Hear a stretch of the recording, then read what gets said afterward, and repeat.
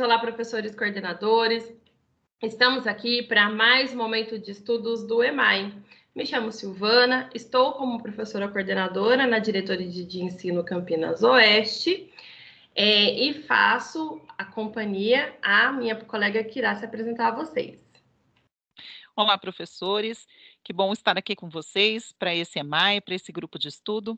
Estamos aqui já chegando aí aos finalmente do ano de 2021 e muito trabalho ainda temos. Bom ter vocês aqui, espero que seja um ótimo momento de estudo para nós. Nesse momento de estudo de hoje, nós vamos olhar um pouquinho para o algoritmo da multiplicação. Vamos olhar então para o nosso objetivo do dia de hoje. Nosso principal foco será discutir atividades e habilidades essenciais para subsidiar o processo de ensino e de aprendizagem dos algoritmos da multiplicação. Os conteúdos serão habilidades essenciais do campo multiplicativo, algoritmo da multiplicação e o material currículo em ação, que é o nosso EMAI. Para começar a conversa, nós vamos propor, então, que vocês acompanhem a narração de uma tirinha da Turma da Mônica. Nós vamos usar a tirinha do Zé Lelé em atabuada, né? Com a interação dele com a tabuada, para começar essa conversa a respeito dos algoritmos da multiplicação. Então, vamos lá. Vamos assistir a narração dessa tirinha do Zé Lelé em atabuada. Zé Lelé em tabuada. Ai, meu santo, isso é coisa do demo. Vixe, olha sobre isso agora. Eita, não estou lascando. O que foi, Zé Lelé? Que você tanto resmunga? Ai, Chico, é que amanhã vai cair tabuada na prova de matemática. Eu estudo, mas não entra na minha cabeça. Calma, Zé, se você quiser, eu tomo a tabuada do C. Jura, Chico? Claro, vamos lá. Vou fazer sorteado. 1 × 1, quanto é? 1. Isso! 8 × 0? 80. Não, todo número que é vezes 0 dá 0 mesmo. Ora, veja. 3 × 2? 4. Não, Zé Lelé, pensa bem. 3 × 2? 8. Não, Zé, são 6. Ai, eu nunca decoro. E 2 × 3? 9. Não, Zé Lelé, 6 também. Ai, como é que pode ser muito doido? Olha, vou te mostrar com essas deliciosas goiabas que eu catei. Aqui nós coloca 2 goiabas. 2 e mais 2. 3 × 2 goiabas, quanto dá? 1, 2, 3, 4, 5, 6. E se eu separar assim? 3 goiabas mais 3 goiabas. 2 × 3 goiabas, quanto dá? 1, 2, 3, 4, 5, 6. Eita, 6 também? Então, sim, entendeu? E com as goiabas fica mais fácil. Posso usar elas para resolver agora? Claro! 3 × 4? 12. 5 × 2? 10. 2 × 2? 4. 4 × 5? 4 × 5? Zé Lelé, você comeu minhas goiabas? Calma, Chico, acho que sobraram umas 10 × 0. Ai, socorro, o Chico me tomou a tabuada e agora quer que eu tome tabuada dele. Muito bom, né? A gente já usou em alguns outros momentos as tirinhas para chamar a atenção de discussões, né? Para desencadear aqui as nossas discussões. Hoje nós estamos trazendo aqui a tirinha do Zé Lelé, que está em parceria com o Chico Bento, né? Que sempre tem algumas discussões em relação à prova, à matemática. A gente já usou outros momentos aqui do Chico Bento com dificuldades em se aproximar da ideia de alguns conceitos matemáticos, né? E hoje ele ajuda o Zé Lelé a estudar para a prova de matemática, onde ele teria que apresentar os seus conhecimentos em relação à tabuada. E durante essa interação dos dois, eles falam várias regras e vários conceitos da multiplicação que são importantes da gente pensar, né? E alguns desses nós vamos retomar durante a nossa discussão de hoje. Então, para fazer essa retomada de conceitos que o Chico Bento está chamando a atenção aqui ao interagir com o Zé Lelé, nós vamos... Então, para retomar as discussões que o Chico Bento faz de uma forma lúdica, né, interagindo com o Zé Lelé, nós vamos pensar em como ele demonstra, né, para o Zé Lelé, a explicação do produto de 2 vezes 3 e 3 vezes o 2. Então, vamos retomar a explicação aqui do Chico Bento. Ele diz o seguinte, que 2 vezes o 3 é a mesma coisa que agrupar as goiabas em 2 grupos com 3 goiabas. Então, eu tenho 2 agrupamentos e cada agrupamento possui 3 goiabas. Olha lá. Quando ele faz esse agrupamento para o Zé Lelé, ele mostra que nós temos um produto de 6 goiabas, certo? Então, a gente tem um resultado de 6 goiabas. Lembrando aqui os termos dos fatores da multiplicação, a gente sabe que o 2 é o multiplicador, que o 3 é o multiplicando e que o 6 é o produto, né? É o resultado dessa multiplicação. Só que aí, para continuar a sua explicação, o Chico Bento traz para o Zé Lelé a outra possibilidade de agrupamento. Eu posso também agrupar 3 grupos contendo 2 goiabas. Então, eu faço 3 agrupamentos em que cada um deles contém 2 objetos, 2 coisas, e neste caso, 2 goiabas. Então, 3 vezes o 2. Uma vez, 2 vezes, 3 vezes. E esse agrupamento, essa forma de agrupar, também tem como produto o 6.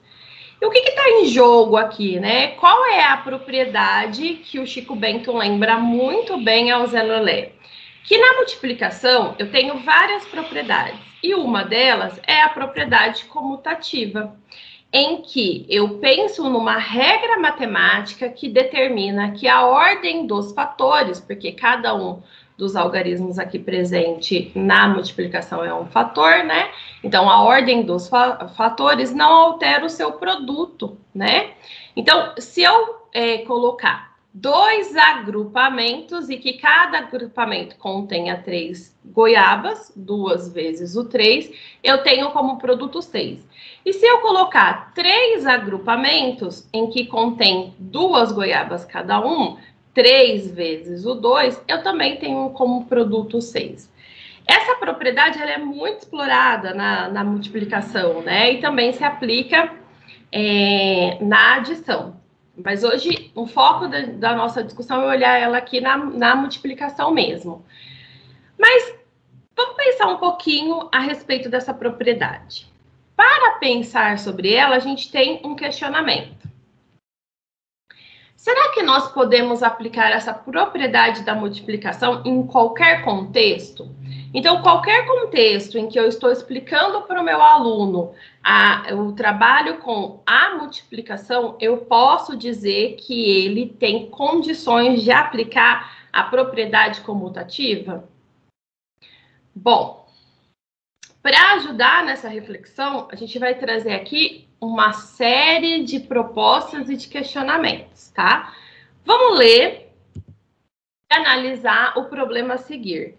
Para ler e analisar esse problema, não é necessário resolução. Então, não se preocupem em bolar uma estratégia de cálculo e encontrar uma resposta, mas sim na leitura das informações desse problema, como elas estão postas, para a gente pensar como que esse problema se relaciona, ou se ele se relaciona, né, com a propriedade comutativa da multiplicação. Então, o problema é este. Pare o vídeo, realize a leitura com calma, observe as informações presentes e depois você prossegue com as informações. Eu vou fazer a leitura do problema, que acho que é o tempo suficiente para que todos leiam junto comigo, mas se você precisar de mais um tempo, pare o vídeo e realize a leitura. Breno foi a um hortifruti em que as frutas estavam em promoção. As goiabas foram agrupadas em bandejas com 3 goiabas em cada uma. Breno comprou 4 bandejas. Quantas goiabas Breno comprou? Como eu falei, não é necessário realizar um plano de resolução e chegar a um resultado aqui, mas pensar nesse problema, né? Então, eu tenho como informação que as frutas estavam em promoção e por isso o Breno foi a esse hortifruti comprá-las, que ao chegar lá ele escolheu comprar goiabas E porque estavam em promoção, as goiabas foram organizadas em bandejas, né? Em bandejinhas. Cada bandejinha tinha 3 goiabas e o Breno adquiriu 4 bandejinhas. Vamos prosseguir. Pensando no problema, agora nós vamos oferecer para vocês o cálculo, né? Qual dos cálculos a seguir responde a esse problema? Agora é a hora da gente pensar nesse cálculo. Mas a gente vai trazer para vocês 2 propostas de cálculo e vocês vão pensar qual deles, né, responde a este problema. Eu tenho na opção A 3 vezes o 4 e eu tenho na opção B 4 vezes o 3. Qual desses cálculos respondem à quantidade de goiaba que o Breno comprou? A pergunta, o foco da pergunta dessa situação é quantas goiabas o Breno comprou. Mas qual cálculo é adequado para eu usar para resolver essa situação? Antes de discutir com vocês a resposta de qual cálculo nós escolheríamos, nós vamos continuar aqui um movimento de pensar a respeito desses cálculos, né? Para pensar sobre eles, para fazer um momento de reflexão sobre eles, nós vamos trazer aqui algumas afirmações. E nós gostaríamos que vocês lessem essas afirmações e anotassem. Então, reservem aí lápis, papel, um espaço para que você registre as suas observações e conte para a gente. Qual das afirmações que nós vamos mostrar nesse momento são falsas e quais são verdadeiras, né? Então, olha lá, a primeira afirmação. Ambos os cálculos resultam em 12 goiabas. É falso ou é verdadeiro? Segunda afirmação. Ambos cálculos respondem a esse problema.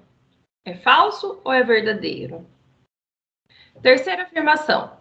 Somente um destes cálculos respondem a esse problema. É falso ou é verdadeiro? Quarta afirmação. Os cálculos resultam a mesma quantidade, mas indicam compreensões diferentes da situação. É falso ou é verdadeiro? A resposta de quais são falsas e quais são verdadeiras, a gente vai construir juntos a partir das discussões que vamos continuar fazendo aqui.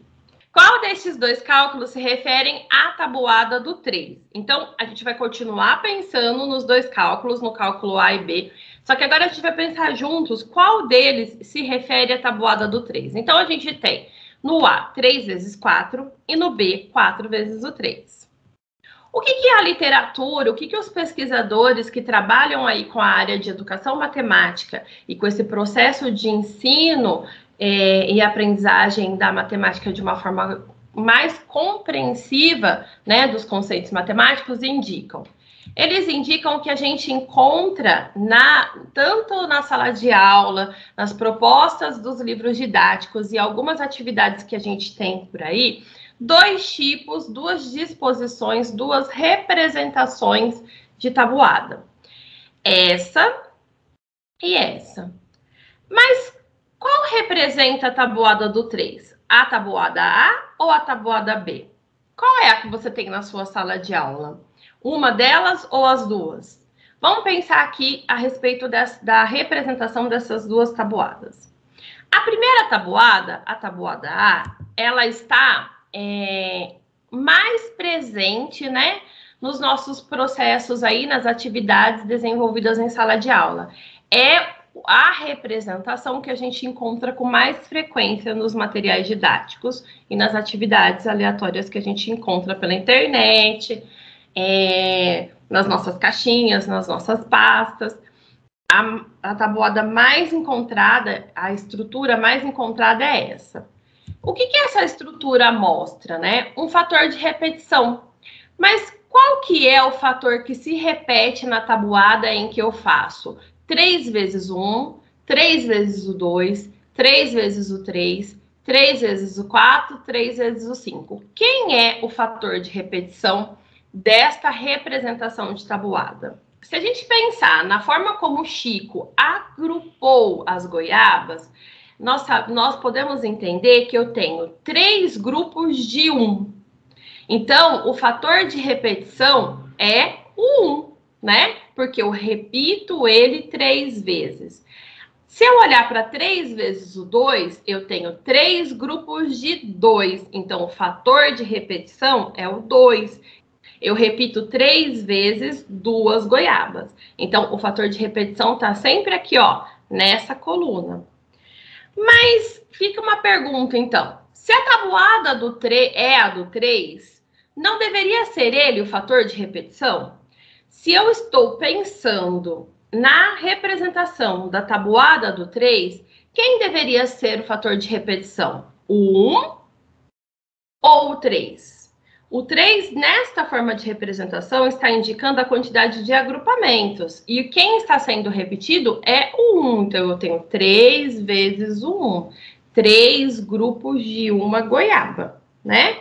E a outra representação? O que ela está dizendo? Qual será que é o fator de representação quando eu digo 1 vez o 3, 2 vezes o 3, 3 vezes o 3? Quando eu uso esta forma de representação da tabuada, o meu fator de repetição é o 3. Então, essa forma de representação é a tabuada do 3, porque o foco está no 3. O fator de repetição está aqui nesta coluna e sempre é o 3. Eu tenho um grupo com 3 goiabas, 2 grupos com 3 goiabas, 3 grupos com 3 goiabas. Então, eu estou fazendo 1 vez o 3, 2 vezes o 3, 3 vezes o 3. Ah, então você está dizendo que essa representação é a que a mais encontra-se na sala de aula, mas essa forma de representação não representa a tabuada do 3? Sim, é isso que nós estamos dizendo. Nós não estamos aqui dizendo que existe a tabuada certa e a tabuada errada, né? Nós estamos dizendo que são representações que indicam agrupamentos diferentes. Eu aqui represento, multiplico, né, o 3 vezes um fator. E aqui eu multiplico o 1 vez o 3. Então, o fator de repetição, que é o foco da tabuada, sempre é o 3. Por isso, esta representação é a representação mais adequada. Olha lá, na representação A, eu tenho sempre 3 grupos de alguma coisa. E na segunda representação, eu tenho sempre um grupo com 3, 2 grupos com 3. Por isso, o que os pesquisadores indicam? Que a tabuada que deveria ser ensinada, né, circular pelas nossas atividades, é essa, é a representação B, em que eu tenho como foco, como fator de repetição, o 3. Tá, então se eu quero trabalhar a tabuada do 2, o fator de repetição tem que ser o 2. Se eu quero trabalhar a tabuada do 4, o fator de repetição tem que ser o 4, né? O que eu preciso deixar claro para os meus alunos? Que são representações de multiplicação, só que elas representam agrupamentos diferentes. Vamos continuar mais um pouquinho essa discussão? Olha lá, vamos usar o problema do Breno e a explicação do Chico Bento para a gente continuar essa reflexão. Se o Breno foi até o Hortifruti e comprou 4 bandejinhas com 3 goiabas, qual será que é o cálculo que representa melhor, que representa de fato, né, a compra do Breno e me indica a quantidade de goiaba? Vocês podem estar dizendo assim no momento, mas ambos resultam em 12. Sim, está totalmente correta essa observação. Ambos resultam em 12. Porém, quando eu relaciono o cálculo a um contexto, eu não posso necessariamente articular a propriedade comutativa. Por quê? Quando eu olho para 3 vezes o 4, eu tenho 3 grupos de 4 goiaba. Um grupo, 2 grupos, 3 grupos. O Breno encontraria no Hortifruti bandejinhas com 4 goiabas? Foi assim que elas foram organizadas? Não. ele não encontraria. Então, não seria possível ele comprar 3 bandejinhas com 4 goiabas cada uma. O que ele encontrou, de fato, foram 4 bandejinhas, 1, 2, 3, 4, cada uma continha 3 goiabas. Então, quando eu penso em qual destes 2 cálculos responde corretamente ao conceito matemático, a ideia de representação aqui desse problema, eu tenho que entender que é o B. Então, eu não posso dizer para o meu aluno assim, qualquer um dos 2 respondem. Sim, qualquer um dos 2 chegam ao resultado 12. Qualquer um dos 2 indicam corretamente que o Breno saiu do hortifruti com 12 goiabas, mas um deles indica corretamente o que ele adquiriu e o outro não. O outro só indica a quantidade correta. E o que indica corretamente é o B, porque ele saiu de lá com 4 bandejinhas contendo 3 goiabas cada uma. Então, o agrupamento correto é esse. Quando eu trabalho os cálculos de forma isolada, eu peço para o aluno calcular 3 vezes o 4 e eu não tenho um contexto, aí sim eu consigo trabalhar com a propriedade comutativa, né? A ordem dos fatores não vai alterar o resultado, com certeza. Mas quando eu relaciono esse cálculo a um contexto, eu preciso compreender o contexto para levar a um plano de resolução correto. Eu não posso trabalhar com o meu aluno a ideia de que sempre a ordem dos fatores não vai alterar o resultado, porque vai alterar. O que a ideia de multiplicação trabalha? A quantidade de agrupamentos realizados. Eu realizei 4 agrupamentos e cada agrupamento haviam 3 quantidades. É isso que precisa ser relacionado, né? Para depois dessa compreensão, depois que ele tiver essa compreensão e conseguir me explicar por que é 4 vezes o 3 o correto, ele consiga generalizar e trabalhar com esses cálculos em qualquer outro contexto, né? Fazendo a adequação correta. Agora que a gente já discutiu um pouquinho a diferença desses 2 cálculos, vamos retomar o nosso verdadeiro e falso. Aqui a gente vai retrazer novamente as afirmações e vai discutir com vocês, né? Trazer para vocês o que a gente entende, quais são as afirmações que nós entendemos que são as falsas e quais são as afirmações que são as verdadeiras, a partir da contribuição dos autores em relação ao estudo e ao apontamento correto que precisa acontecer quando eu estou construindo o conceito de multiplicação com o meu aluno. Se eu estou construindo esse conceito de multiplicação, o meu aluno precisa pensar em quantos agrupamentos estão sendo propostos e qual é a quantidade que cada agrupamento propõe. Então, vamos lá. Vou trazer aqui as 4 afirmações e a gente vai ler cada uma delas e pensar. A primeira dizia, ambos os cálculos resultam em 12 goiabas. Perfeito. Nós sabemos que aqui, olhando para o cálculo de forma isolada, ambos resultam em 12. Então, essa é verdadeira. A segunda afirmação diz, ambos os cálculos respondem a esse problema.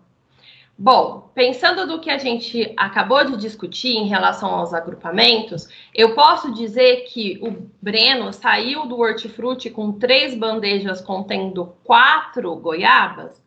Não, eu sei que o problema me dá a informação de que ele só saiu de lá com 4 bandejas contendo 3 goiabas. A letra A não está correta. Se a letra A não responde a este contexto, a esse problema, a segunda afirmação é falsa. Terceira afirmação. Somente um destes cálculos responde a essa situação. A segunda afirmação e a terceira afirmação, elas se invalidam. Se eu digo que ambos respondem, a terceira seria falso. Se eu digo que só um responde, a terceira precisa necessariamente, né? Ela é verdadeira, né? Então, somente um deles corresponde corretamente a esse contexto. E a quarta afirmação diz o seguinte: os cálculos resultam a mesma quantidade, mas indicam compreensões diferentes da situação.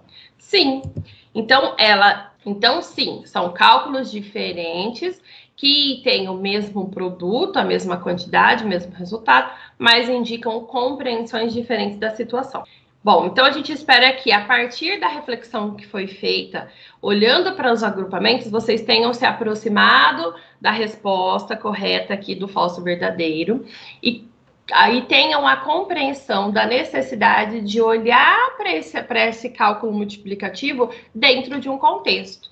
Se eu trabalho a multiplicação a partir de um contexto, né, e não isolado, a princípio, eu preciso articular o meu plano de resolução a esse contexto.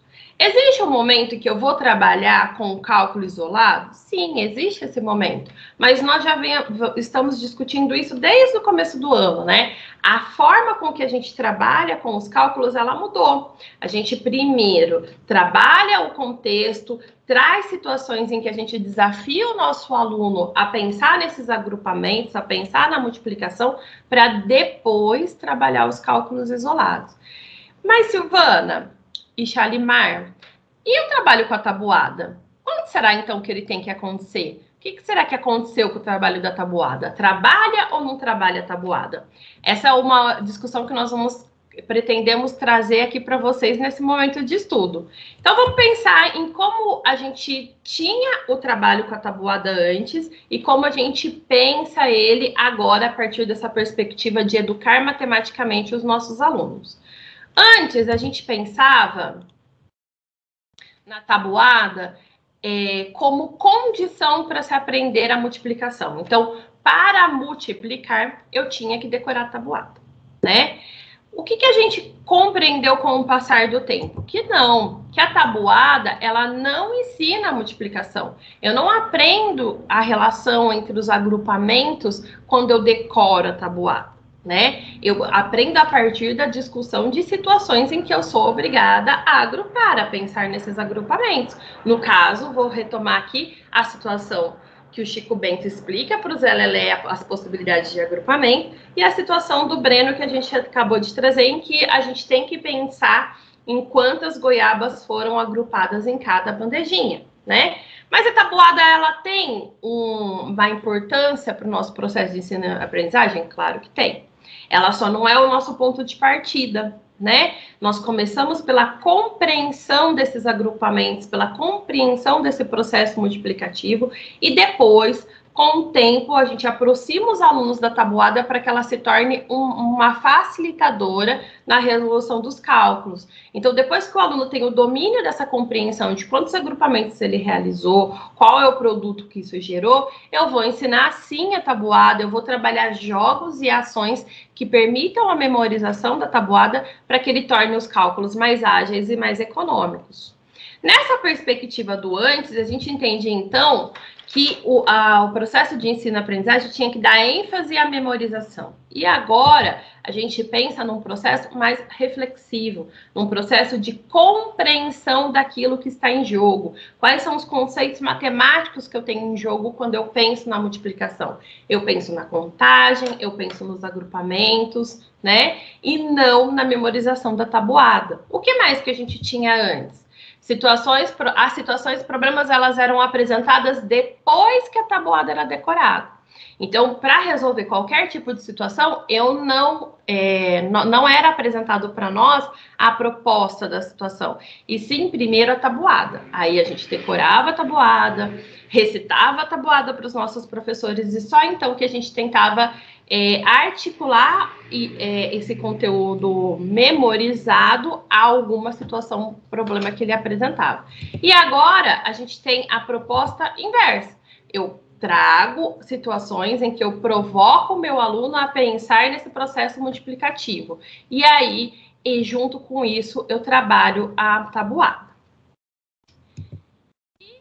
A importância excessiva no algoritmo tradicional, né? Então, com o passar do tempo, a gente ampliou essa discussão do algoritmo convencional, entendendo que existem várias estratégias de resolução. Lembrando que eu e Shalimar não estamos dizendo em momento nenhum que o algoritmo convencional não seja importante. nós estamos sempre trazendo a discussão para vocês que o algoritmo convencional é uma das estratégias de resolução. Ele não é a mais importante, ele não é a única, ele é uma das estratégias. A gente, ao valorizar a estratégia do nosso aluno, a gente dá a chance de que ele mostre para a gente o seu plano de resolução e que ele alcance um resultado, né? Nem sempre o meu aluno vai alcançar um resultado por meio do algoritmo convencional, mas ele precisa conhecer todas as formas de resolução. Então, eu vou ensinar o algoritmo convencional, eu vou ensinar a estratégia de estimativa, eu vou ensinar outras estratégias de cálculo mental, e o aluno é que vai determinar qual dessas estratégias permite que ele realize um plano de resolução e encontre o resultado, tá bom? Bom, vamos caminhar aqui na discussão em relação à multiplicação, olhando para as habilidades essenciais do currículo para cada ano. Então, o que o currículo em ação traz aí? Nas habilidades essenciais, a gente vai olhar para aquele documento que é um recorte do currículo em ação, né?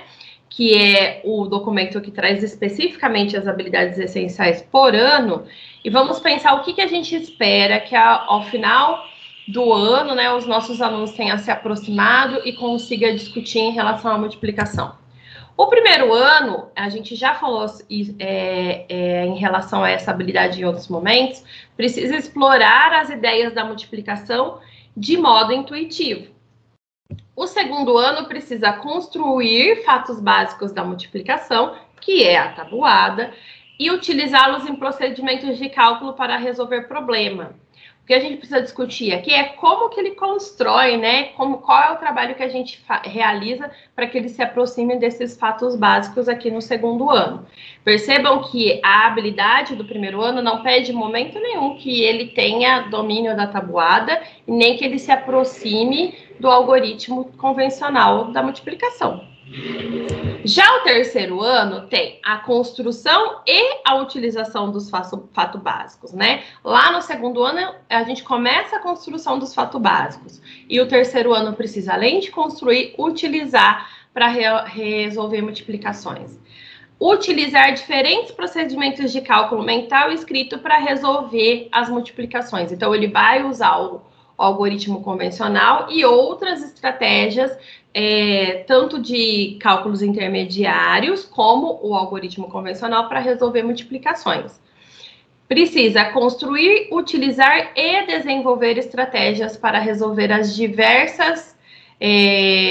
para ter diversas estratégias para resolver as 4 operações. Então, o terceiro ano já amplia mais a discussão no sentido da construção, na utilização de várias estratégias para resolver situações em que ele precisa colocar o cálculo multiplicativo em jogo. Já o quarto ano faz tudo isso e calcula o resultado da multiplicação desenvolvendo várias estratégias. Utiliza a multiplicação para desenvolver estratégias e ampliar algumas estratégias de cálculo. Então, o que vai aumentar aqui no quarto ano, provavelmente, é o trabalho com números de mais ordens, né? Então, até o terceiro ele vai trabalhar com determinadas ordens, e no quarto ele vai calcular, vai desenvolver, vai utilizar, mas aqui a multiplicação com números de mais ordens. E o quinto ano faz tudo que os outros anos conseguiram desenvolver e coloca isso em jogo ao resolver e elaborar problemas de multiplicação, né? Então, o quinto ano, além de fazer isso com os números naturais, ele vai trabalhar isso com os números racionais. Ele vai trabalhar com os números naturais em ordens maiores do que ele trabalhou no terceiro e no quarto ano, e vai também trabalhar com essa multiplicação aí nos números racionais. Muito bem. Retomando, então, como a Silvana disse, como a gente trabalha a multiplicação? Como a gente faz com a tabuada? Tá? Como os nossos alunos aprendem? Então, a Silvana passou cada uma dos anos e as habilidades. E a gente precisa entender como se dá a construção do conceito, né, da ideia, dessa operação na cabeça das crianças, tá? Porque assim nós vamos conseguir planejar melhor e olhar para as nossas atividades, olhar para aquilo que nós levamos para a sala de aula para atender às necessidades dos nossos alunos. Então, se nós formos lembrar, a Silvana acabou de discutir, muitas vezes era assim, enfatizado a memorização dessa tabuada, pensava-se muito no formato dela, né, com o algoritmo, e hoje, na perspectiva da educação matemática, nós olhamos para como se dá, né, a construção dessa operação, então. Nós vamos ver que há os procedimentos de cálculo na multiplicação. Trabalhando com o aluno o conceito, que é a multiplicação, a ideia, vamos pensar a partir aqui, então, dessa situação problema. Em uma caixa cabem 4 lápis. Quantos lápis cabem em 8 caixas? Então, esses procedimentos de cálculo, eles são como se fossem etapas e que os alunos vão passando por eles até chegarem no cálculo formal, que é onde eles vão fazer uso, então, do algoritmo. Mas eles não começam diretamente no algoritmo. Começa nesse primeiro nível aqui, que é o cálculo por contagem. É a fase da construção dos conceitos. É quando você está trabalhando com o seu aluno o conceito da multiplicação. Então, quando você vai ensinar ele a fazer os agrupamentos para descobrir o quanto dá, esse aluno, muito provavelmente, ele vai se utilizar ou do desenho, ou de um material concreto, ele vai organizar esses agrupamentos, porém, ele vai fazer a contagem de 1 por 1. Ele vai contar cada grupo, ele vai começar 1, 2, 3, 4, 5, 6, 7, 8, 9, 10, até chegar ao 32. Tá? Esse é o primeiro nível, então, que os alunos passam. Eles vão fazendo os agrupamentos e vão fazendo as contagens. Quando nós olhamos, então, no segundo momento, os nossos alunos, com a mesma situação, problema, eles vão caminhar para um segundo momento de aprendizagem, que é o cálculo mais estruturado. Eles ainda não conseguem lidar com o algoritmo, eles ainda não conseguem lidar com a memorização. Eles estão trabalhando, construíram o conceito e agora estão usando cálculos inteligentes, alternativos, para conseguirem chegar aos resultados. Então, o aluno vai fazendo o agrupamento, ele pode, por exemplo, realizar a contagem de 4 em 4. Ele pode ir contando 4, 8, 16, 12, 16, 20, né, 24, 28 e chegar ao 32. Esse aluno também pode observar o agrupamento e entender que 8 vezes 4 é 32. Então, esse é o segundo nível. E aí, então, o aluno chega ao terceiro nível, que é o cálculo formal. Mas essa é a fase da memorização. É a fase em que ele já consegue utilizar o algoritmo. Então, esse aluno vai conseguir olhar para a situação, problema, ele consegue entender que 8 vezes 4 é 32, ou caso ele não tenha memorizado a tabuada do 8, ele consegue realizar um outro cálculo mais aproximado, que é 4 vezes 4 mais 4 vezes 4, e chegar, então, ao resultado necessário.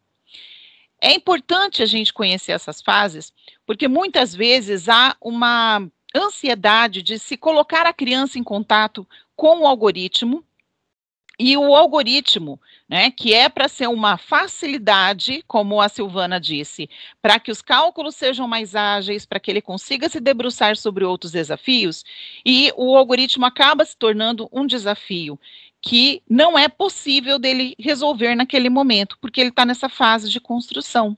Então, lá na primeira fase, é importante ofertar ao aluno todo o material que puder, que tiver na sala de aula de forma concreta, palito, tampinha de garrafa, colherinhas coloridas de sobremesa, de plástico, para que o aluno faça esses agrupamentos, para que ele monte e desmonte, para que ele experiencie isso e consiga chegar, através da própria manipulação, então, a essas conclusões.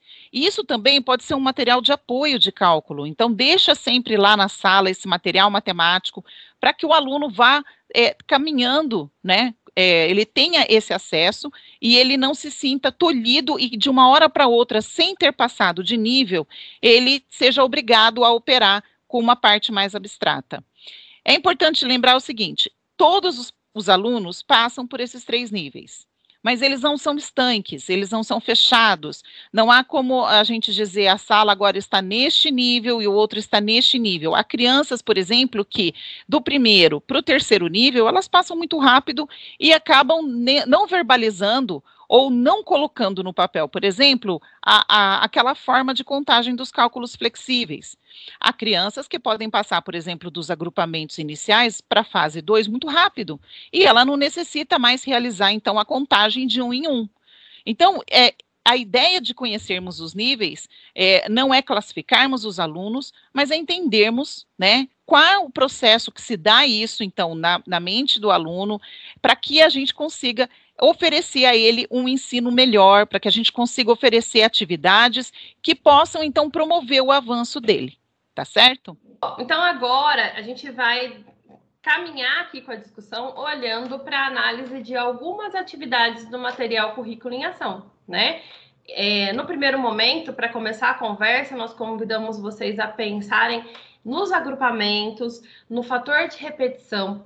E aí a Charlie traz e reitera a importância da gente compreender o processo de construção do aluno a respeito do conceito da multiplicação, né? Então, em pensar na contagem, qual é o papel da contagem na multiplicação, qual é o papel da compreensão do agrupar no conceito de multiplicação. São ideias, são conhecimentos determinantes para a construção do conhecimento do aluno. Diferente daquilo que a gente tinha como parâmetro, né, de que memorizar a tabuada era o foco principal, de que saber a adição de parcelas é o foco principal, não é este o conceito principal da multiplicação, né? A gente precisa ressignificar esse processo de compreensão para trazer propostas mais adequadas em sala de aula e promover melhor o ensino, né, da multiplicação em sala e ampliar os conhecimentos dos nossos alunos em relação à multiplicação, né? Para contribuir com essa nossa ressignificação, a gente vai fazer a análise das propostas do currículo em ação. O que o primeiro ano tem como proposta de atividade que trabalha essa ideia de contagem, que trabalha essa ideia de agrupamento? O que o segundo ano tem? Qual é a proposta para o terceiro, que já está aí mais próximo ao algoritmo convencional, aos fatos básicos, à construção da tabuada? Como que eu posso trabalhar com essas propostas no quarto e no quinto? É isso que a gente vai fazer a partir desse momento, essa análise. Então, vamos analisar agora a atividade do primeiro ano, né? Nós temos aqui a proposta de olhar como que o currículo em ação está explorando a habilidade 23, explorar as ideias da multiplicação e da divisão de modo intuitivo.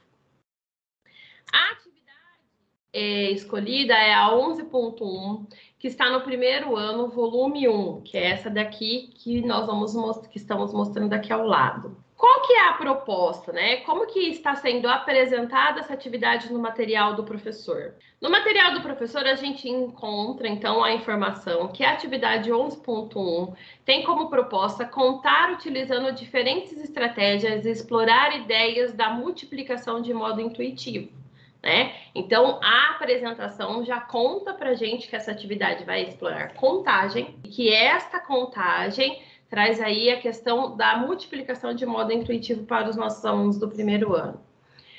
Vamos lembrar a questão do intuitivo? O que significa modo intuitivo, né? Está relacionado diretamente com utilizar a intuição, né? Aquilo que eu percebo, meu discernimento, né? Aquilo que eu tenho como intuição para resolver a atividade. E o que é essa tal dessa intuição? É a minha percepção, né? O que eu consigo perceber a partir daquela situação que está acontecendo. Então, o aluno é levado a perceber a situação, a bolar um plano de resolução, e não necessariamente eu vou chamar a atenção dele de que aquele plano de resolução é uma multiplicação, pode estar relacionado a um algoritmo. Eu vou deixar ele resolver de acordo com a percepção que ele tem da atividade, né? Então, esta atividade traz lá nas orientações do desenvolvimento, que eu vou pedir licença aqui para ler e retomar com vocês, informações importantes para a gente, de fato, levar essa discussão para a multiplicação. Então, ela diz o seguinte: depois da conversa inicial, entregue o livro para as duplas. Então, eu vou fazer toda uma conversa a respeito de contagem de 2 em 2, como que eu posso contar, do sítio, dos animais que eu posso encontrar lá. E aí eu vou convidar os alunos a ler junto comigo o enunciado, né? Leia o enunciado e dê um tempo para que as duplas discutam. Então, essa atividade tem uma proposta que aconteça em dupla. Caminhe pela sala e acompanhe as discussões sobre a contagem e estratégias que usam. Caso perceba a necessidade, faça intervenção nas duplas. Por que ele pede para que a gente realize as intervenções? Para verificar isso daqui, ó. Verifique se contam de 1 em 1 ou se contam de 2 em 2. Se não surgir a contagem de 2 em 2, proponham que faça dessa maneira e confiram o resultado. Então, a gente vai ler agora a proposta da atividade e entender por que é importante que o aluno seja convidado a contar de 2 em 2. Ó, no passeio ao sítio de seus avós, Fernanda e Bernardo visitaram o galinheiro e viram um galo, galinhas e pintinhos. Veja a ilustração e responda. Então, primeiro o aluno é convidado a observar esta ilustração. Ao observar essa ilustração, surge um primeiro questionamento. Sem contar, o que você acha que tem mais? Pintinhos amarelos ou pintinhos pretos? Então, sem contar, por meio da observação, ele vai estimar o que tem mais, né? Espera-se que, ao observar que visualmente ele indique que tem mais pintinhos amarelos, né? Porque a gente consegue aqui, pela organização, pela forma como está organizado, perceber que os pintinhos pretos estão em menor quantidade. Então, nós temos mais pintinhos amarelos. Eu vou perguntar isso para os alunos, vou esperar eles justificarem o que tem mais. E o próximo questionamento? Conte os pintinhos de cada cor e verifique se você acertou. Então, ele é convidado a contar. Quantos são os pintinhos da ilustração? Quantos pés tem cada pintinho? Quantos pés de pintinho há no total? E qual o total de animais nesse galinheiro? Olha o que o encaminhamento pede. Esse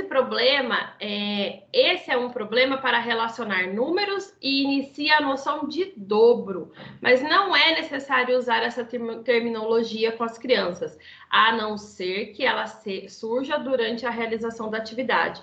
Então, o meu aluno, ele vai ser convidado a, primeiro, estimar a quantidade de pintinhos, né? E pensar que o que tem mais são os amarelos. Depois ele vai contar para identificar realmente que tem mais são os amarelos. E aí ele vai contar o total de pintinhos. E vai chegar à conclusão de que aqui no total eu tenho 20 pintinhos.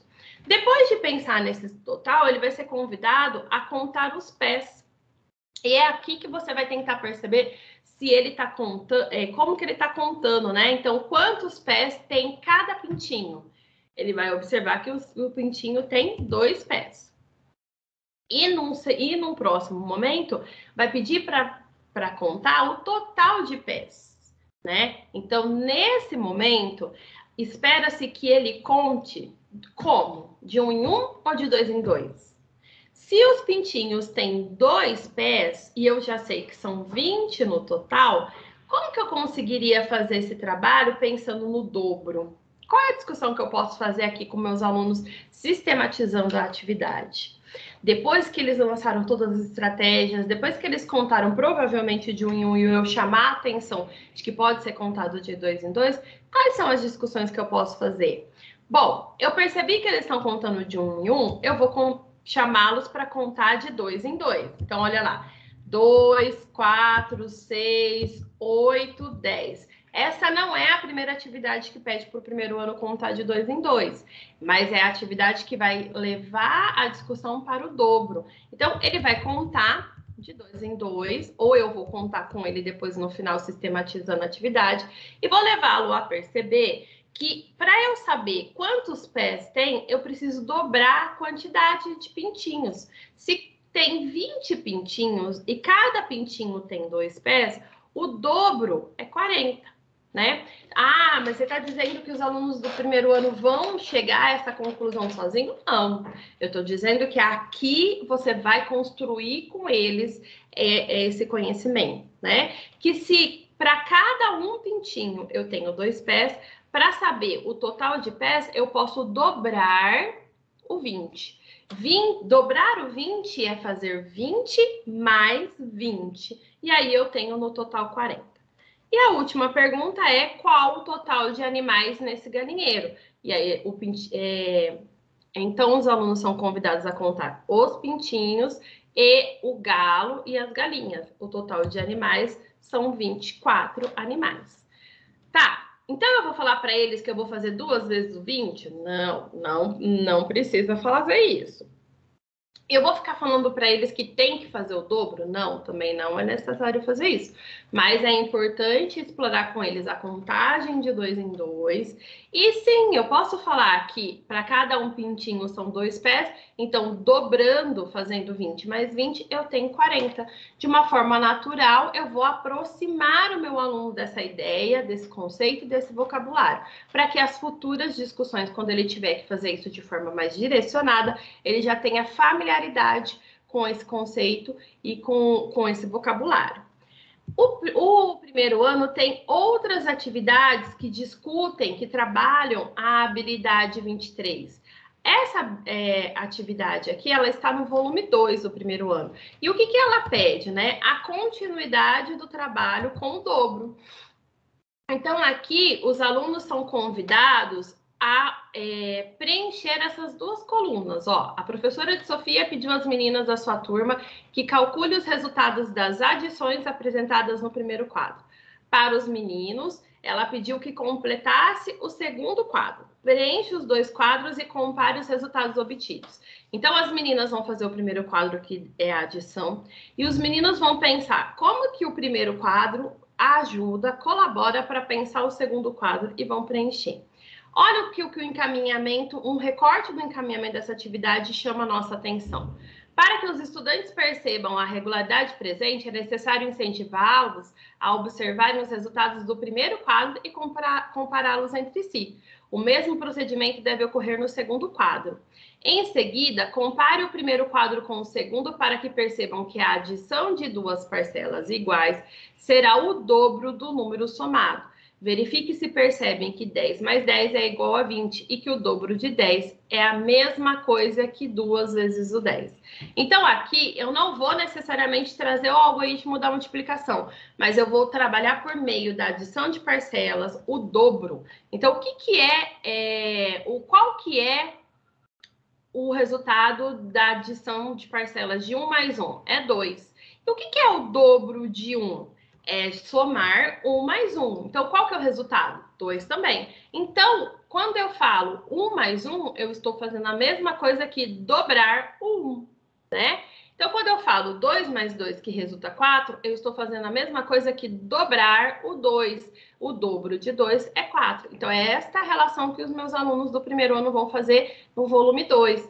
E depois de fazer essa relação com as 2 colunas, que essa coluna tem como resultado o mesmo dessa coluna, porque aqui eu estou fazendo o dobro, né, também, eu vou vir aqui para a discussão e discutir qual é o dobro de 20, que é 40, então é 20 mais 20, e vou fazer o dobro de 30, que é 30 mais 30, né? Então, aqui, ainda olhando para a adição de parcelas, os alunos são convidados a pensar no dobro, a ampliar o seu conhecimento para um campo multiplicativo. Então, o que é o dobro? É juntar 2 parcelas, é unir, né, 2 parcelas de uma determinada quantidade. E essas parcelas são iguais, né? Então, 1 mais 1, 2 mais 2, 3 mais 3, o resultado é o dobro da união dessas 2 parcelas. Essa mesma discussão, esse mesmo processo é feito com a próxima atividade, que é a 30.3, em que os alunos são convidados a pensar no triplo, né?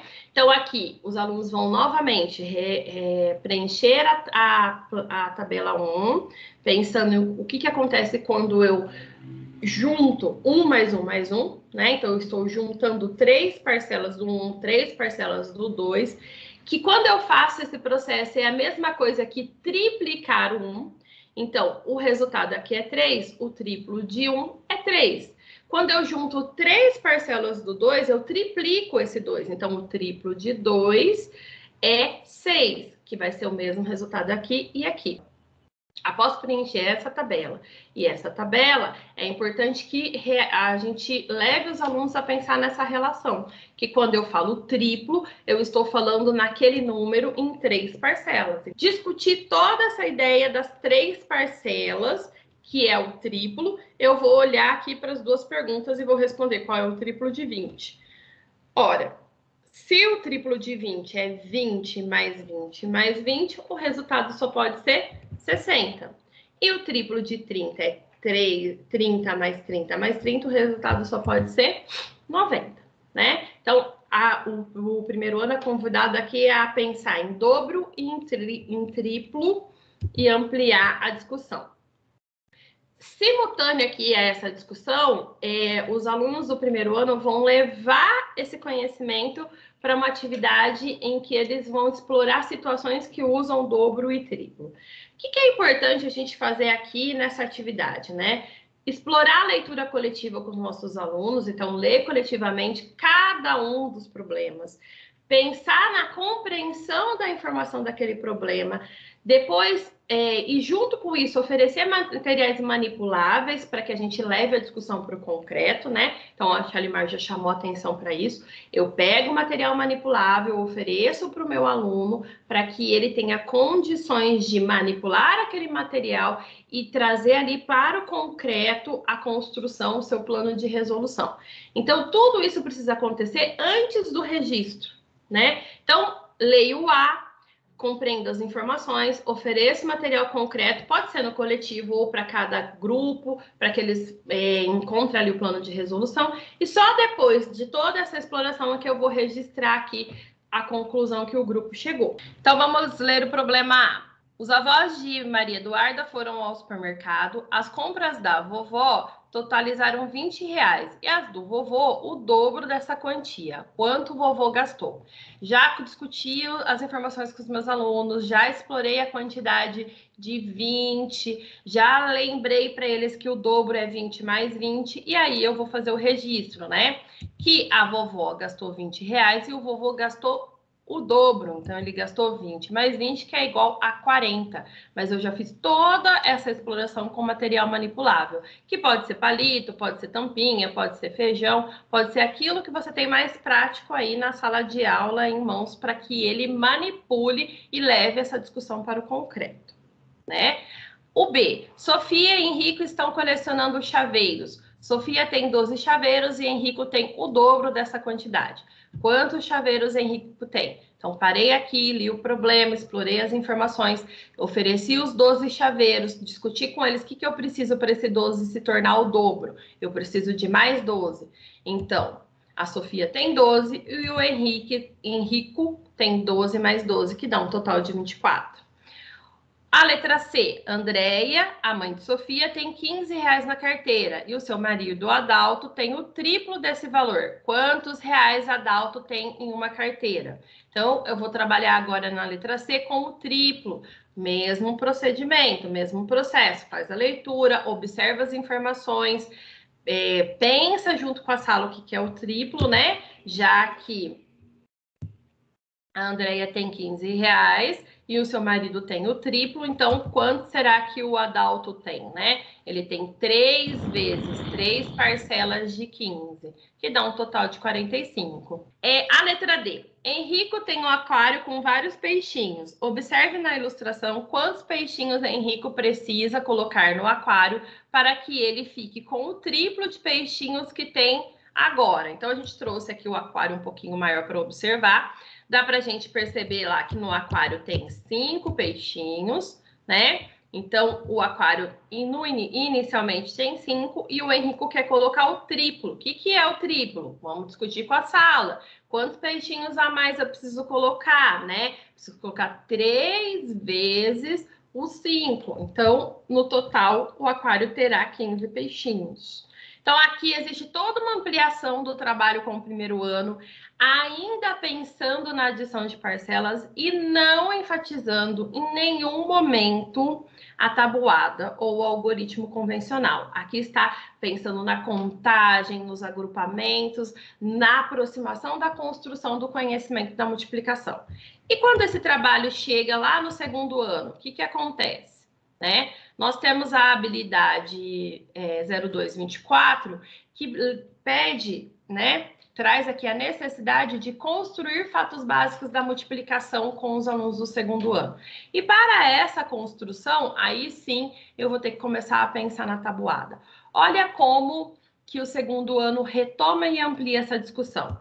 A atividade que nós vamos apresentar aqui, ela é a atividade 23.1 e tem lá na apresentação a seguinte informação. A atividade explora a construção de fatos básicos da multiplicação em situações relativas à multiplicação de um número natural por 2, assim como utiliza em procedimentos de cálculo para resolver problemas, né? Então, novamente, os alunos são convidados a pensar no 2, né? Atividade, mas junto com ela nós vamos olhar para o desenvolvimento e para as intervenções. Então, olha, peça que leia o enunciado da atividade 1, garanta uma leitura compartilhada e em seguida solicite que resolvam os itens A e B. No segundo ano, nós sabemos que a gente tem um número de alunos com leitura com autonomia e um número de alunos com leitura que precisa do seu auxílio, professor. Então, aqui a ideia é que você também realize a leitura com os alunos e discuta a compreensão da situação. Então, olha lá, no parque as crianças andaram em duplas nos carrinhos bate-bate. Então, cada carrinho comporta uma dupla de crianças.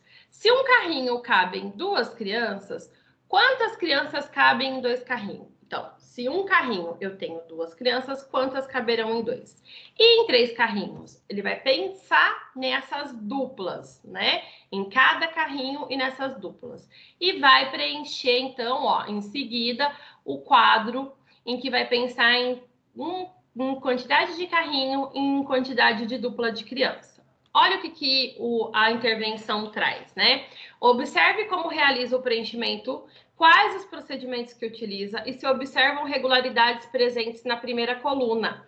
A primeira coluna aumenta de 1 em 1 e a segunda coluna aumenta de 2 em 2. Por quê, né? O que será que a segunda é em relação à primeira, né? Vamos caminhar aqui nos encaminhamentos e intervenções para a gente pensar junto. Os nossos alunos já vão ter discutido que se em um carrinho tem 2 crianças, em 2 carrinhos eu vou ter 4 crianças. E em 3 carrinhos eu vou ter 6 crianças. Então, ó, para que os estudantes avancem seus conhecimentos matemáticos quanto ao campo multiplicativo, devem se apropriar da ideia de proporcionalidade, ou seja, um carrinho cabe em 2, em 3 carrinhos caberão 3 vezes mais crianças, podendo aparecer soluções por meio de desenho de adição de parcelas iguais. 2 mais 2 mais 2, que dá 6. Aqui, a gente amplia a discussão do triplo para a multiplicação, olhando para a proporcionalidade. Então, se um carrinho cabe 2 crianças, 3 carrinhos vai caber 3 vezes mais. E esse pensamento é que vai me levar para o triplo, que é o pensamento multiplicativo. Mas eu chamei a atenção de vocês da primeira coluna e da segunda coluna. O que o 2 é, pensando aqui no campo multiplicativo, em relação ao 1? E o que o 4 é em relação ao 2? Acertou quem disse que as colunas estão trabalhando com a relação de dobro. Então, a primeira coluna vai estar sempre trabalhando uma quantidade que será dobrada na segunda coluna. Então, todas as respostas da segunda coluna dobram a quantidade da primeira, né? Então, o dobro de carrinho, a quantidade de carrinho vai ser dobrada pela quantidade de crianças. Essa discussão precisa ser feita com o aluno do segundo ano, que retoma o trabalho que ele fez no primeiro, pensando no dobro, né? Existe uma ampliação do trabalho do segundo ano? Sim. o segundo ano já é levado a pensar no algoritmo, né? Então, olha lá a atividade 23.2. O que ela pede? Pede para o aluno retomar o que ele conhece como dobro, né? E amplia a discussão para a multiplicação. Olha a sua apresentação. A atividade explora o dobro de um número natural por meio de estratégias e de registros pessoais, utilizando o suporte de imagem para ampliação do significado da multiplicação. Então, ele vai pensar agora no dobro, ampliando o seu olhar para a multiplicação. Ele é convidado a calcular o dobro de cada um desses números, pensar que esses números estão sendo multiplicados por 2. E aí, ele vai encontrar o resultado, que é uma discussão que ele já fez no primeiro ano e já retomou na atividade do carrinho. Depois que você fizer essa retomada, ele é convidado a olhar para o algoritmo da multiplicação. Então, o que é? Quais são as informações aqui que eu preciso saber, que eu preciso me aproximar no segundo ano dessa forma de representação? Primeiro, ele é convidado a ler, né? Você sabe ler o que Mateus escreveu? Então, os alunos são convidados a ler, que aqui está escrito 2 vezes 4 é igual a 8. Então, 2 agrupamentos com 4 quantidades resultam em 8. Tem como um produto 8 quantidades. E qual é o significado do X? O X, ele representa a multiplicação. Então, ele é o sinal de multiplicação. E qual que é o significado desse sinal aqui, desse tracinho?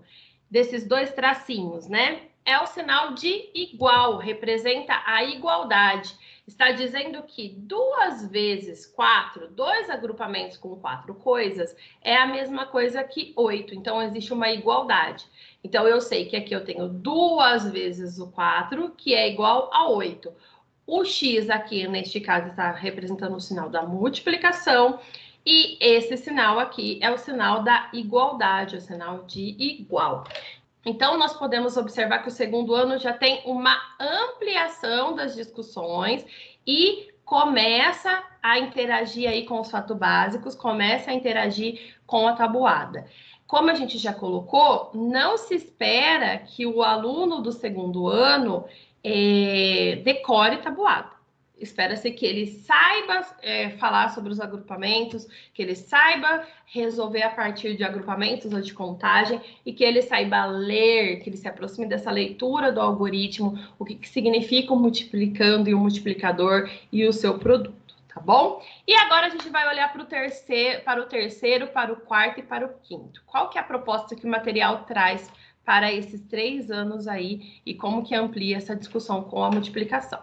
Muito bem, então vamos olhar para o terceiro, quarto e quinto, como a Silvana disse, e observar qual a proposta que o EMAI nos traz para trabalhar, então, a questão da tabuada. É uma pergunta antes que a gente pode se fazer, né? De tudo que nós vimos, daquilo que a Sil colocou, a questão da compreensão, né? Nós conversamos sobre os níveis, né? Então, assim, nós temos isso muito forte em nós, porque foi a maneira como nós aprendemos.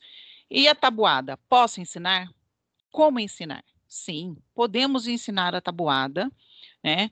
E a gente vai perceber que conforme o nosso aluno já entra com a compreensão, fica muito mais fácil para a gente trabalhar, então, a tabuada memorizada, porque saber os resultados das multiplicações básicas libera o aluno para pensar em outros desafios.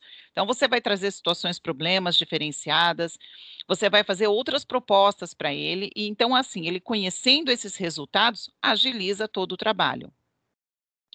Temos que destacar também que é importante, para chegar na memorização da tabuada, a gente precisa ajudar o aluno a construir recursos cognitivos que auxiliam a memorização.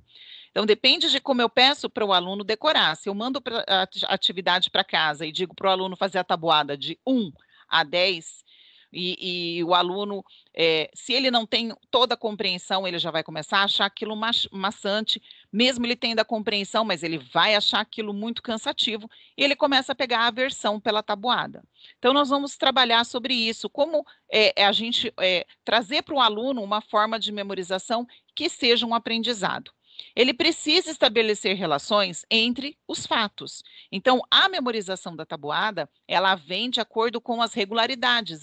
Quando a gente olha para o painel, a gente sabe que há tabuadas com resultados idênticos, a gente sabe das inversões, que a Silvana bem trouxe para nós, que depende do contexto, né? Quando a gente trabalha com a propriedade comutativa da multiplicação, nós não usamos esse termo em sala de aula, mas essa propriedade é aplicada, ou seja, se eu tenho 2 vezes 3 ou 3 vezes 2, vai dar o mesmo resultado, né? Então, essa discussão a Silvana já nos proporcionou ali no comecinho do EMAI.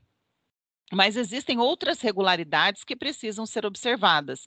E toda essa construção dessas regularidades, os fatos básicos da multiplicação, é o que o aluno vai usar nos anos finais em ensino médio. Então, é muito importante que a gente trabalhe bem isso e que ele vá, sim, se possível, com uma boa parte dos resultados dos fatos da multiplicação, né, memorizados. Mas nós vamos ver isso agora como.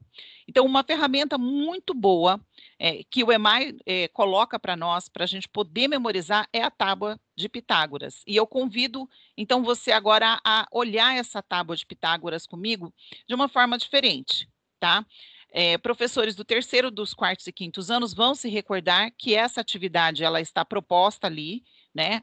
Inclusive, eu selecionei no final aqui do nosso estudo, nós vamos ver essas atividades propostas, então, dentro do EMAI, mas a ideia da tábua de Pitágoras é que a disposição da tabuada ela é feita de uma forma diferenciada. Se nós olharmos da multiplicação da linha para a coluna, nós vamos ter o produto de 1 vezes 1, 1 vezes 2, 1 vezes 3. Só lembrando, resgatando um pouco daquela discussão que a Silvana falou, que a gente pode e deve trazer para o aluno a segunda informação também, que é a questão do outro agrupamento. Quando eu preencho ela no sentido da coluna, o que eu tenho? Eu tenho um agrupamento de 1, eu tenho 2 agrupamentos de 1, 3 agrupamentos de 1 e assim por diante, tá ok? Essa tábua, ela vem proposta dentro do livro, ela vem colocada em 1 ou 2 exercícios, 1 ou 2 atividades, mas ela não é para ficar apenas nisso. E ela não é para ser explorada também só naquele momento. A ideia, e vocês vão ver ela como é uma ferramenta que ela deve ser retomada, né, em vários dias, nas atividades, ou como uma atividade permanente, 2, 3 vezes por semana, enfim, trabalhando essas regularidades com o aluno, tá? Então, vamos começar dentro da proposta que nós trouxemos. Ali no EMAI você vai fazer toda uma discussão, existe uma sugestão de preenchimento da tabela. Mas você pode depois propor uma tabela grande dentro de sala que fique anexada no mural, né, ou fique ali no canto da lousa, e você vá construindo com esse aluno dia a dia, de acordo com essas regularidades que a gente vai discutir. Então, por exemplo, nós sabemos que todo número multiplicado por 1 é ele mesmo. Então, essa é a coluna mais tranquila de se preencher, né? Tendo a compreensão, então nós vamos para a memorização. Mas aí a gente já pode preencher a coluna da tabuada do 2 a partir do quê? Do dobro. Então, a Silvana acabou de nos mostrar que nós temos atividades propostas nos primeiros e segundos anos que vão justamente trabalhar essa habilidade, a habilidade de identificar o dobro e de identificar o triplo. E quando isso, então, vem do segundo ano, aqui no terceiro, na hora que a tábua de Pitágoras é proposta, ela facilita o preenchimento, né? Porque o aluno já compreende essa noção de dobro. Então, ele pode fazer, inclusive, a do 4. Então, ele fazendo a do 1, que a gente vai trabalhar com o aluno, que todo número multiplicado por 1 é igual a ele mesmo, e aí nós vamos preencher, então, o 2 e o 4, e deixa a tabela ali. No outro dia, nós retomamos a tabela, então. E aí, nós já temos ali construído, então, a do 1, temos a do 2 e a do 4. Então, nós vamos utilizar agora a tabuada do 4, que está pronta, e nós vamos para o dobro. Olha lá, novamente, o conceito que já veio trabalhado lá dos primeiros e segundos anos. E aí, nós vamos construir a tabuada do 8. Preenchido, a gente pode fazer no mesmo dia ou num outro dia, e aí fazer outra proposta. Geralmente, a tabuada do 5, ela é uma das que os alunos têm mais fixação, né? Eles costumam sempre trazer até como quase que forma indicantiga, 5, 10, 15, 20, 25, 30, 35, eles gostam, né, dela. Então, a gente pode começar, já temos a tabela construída, ó, eu vou trazendo aqui para vocês, preenchemos a tabuada do 5, e aí nós fazemos o quê? O dobro. O dobro da tabuada do 5, nós encontramos a tabuada do 10. Então, percebam que dia a dia o aluno vai vendo essa tábua sendo construída com os resultados, né? E ele vai olhando para ela todos os dias. Então, é uma forma de trabalhar essa memorização a partir da regularidade, mas também de uma forma permanente, em que você apresenta isso para o aluno e ele vai sendo constantemente relembrado. Bom, vamos então pensar. Temos a tabuada do 1, a do 2, 4, a do 5 e a do 10, né? E está faltando a tabuada do 3. Né? Qual seria uma regularidade? Aqui eu não tenho o dobro, eu não tenho o triplo, eu não consigo, né, usar essa relação. Mas eu posso usar uma outra relação, eu posso usar uma relação de adição. Se eu olhar para a tabuada do 1 e do 2 e realizar a soma das duas, eu tenho a tabuada do 3, tá? Então, vamos lá. Eu colocando aqui, eu acabei colocando em 2 slides separados, mas só para ficar, olha ali. 1 mais 2 igual a 3, 2 mais 4 igual a 6, 3 mais 6 igual a 9, 4 mais 8 igual a 12, e assim por diante no restante. Percebem? Outra regularidade que nos faz encontrar. Ok, será que de todas essas regularidades, então, que nós já conversamos, você consegue pensar qual a próxima tabuada que nós poderíamos preencher a partir destas que nós já temos? Interessante. Se você diz que nós podemos preencher a tabuada do 6 a partir da tabuada do 3, você acertou. Nós podemos trabalhar com o dobro. Tendo a tabuada do 3, nós conseguimos preencher, então, a tabuada do 6. Percebem que nós vamos trabalhando essas relações. E a próxima? Se eu tenho os dobros, agora eu tendo a tabuada do 3, eu posso fazer, então, o triplo. E o triplo da tabuada do 3, eu encontro a tabuada do 9. Percebem? E aí eu fico faltando, então, uma tabuada, que é a do 7. E aí, novamente, eu não tenho o dobro ou o triplo para poder fazer uma relação. Mas, novamente, eu tenho a relação da adição que eu posso fazer. E aí, então, eu vou pegar a tabuada do 2 e do 5 e construir a tabuada do 7.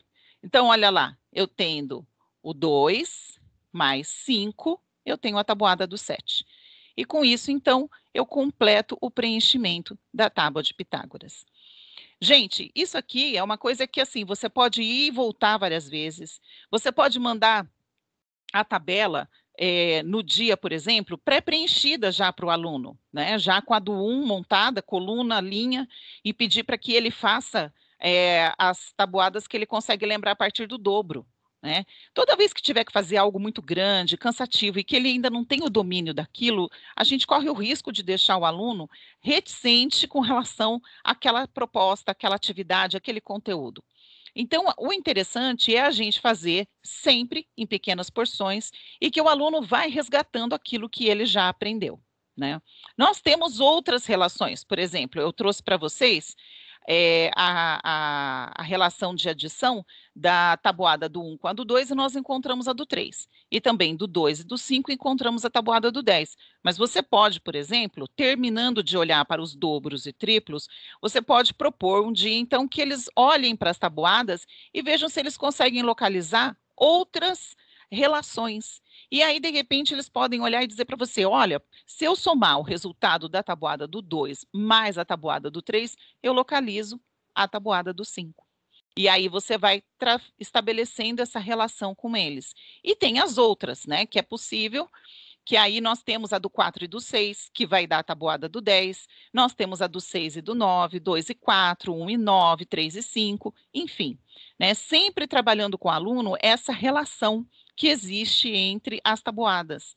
Né? Tudo isso são as relações que você vai explicitando e que o aluno vai fazer uso de tudo isso, ok? Pensando em outras regularidades, sim, uma outra sugestão também, né, é que você pode organizar o preenchimento da tábua de Pitágoras não apenas pelas colunas, mas você pode fazer pelas tabuadas, que são as primeiras que as crianças costumam memorizar. Então, fazendo aqui, ó, a coluna da tabuada do 1 e a linha, você já faz um preenchimento. Você fazendo do 2 e do 4 pelas questões do dobro, você já preenche mais um tanto. Então, você tendo, olha aqui como vai diminuindo o espaço para completar. Porque os mesmos resultados na horizontal, do 2, é os mesmos resultados na vertical. E aí, você vai fazendo esse preenchimento. Então, você encontrou a do 5, você preenche a do 5 aqui na horizontal também. Olha só, vai sobrando poucos quadradinhos para se preencher, né? E você vai trabalhando, né, relembrando, retomando as regularidades. Olha aqui, preenchendo a do 10, olha como fica o nosso quadro aqui. Praticamente, nós temos, assim, pouquíssimos espaços a serem preenchidos, né? E aí, você pode retomar de acordo com o dobro, com o triplo ou com a soma. Lembrando que isso não é uma atividade de um dia, isso não é atividade de uma semana, isso é uma atividade de constância, tá?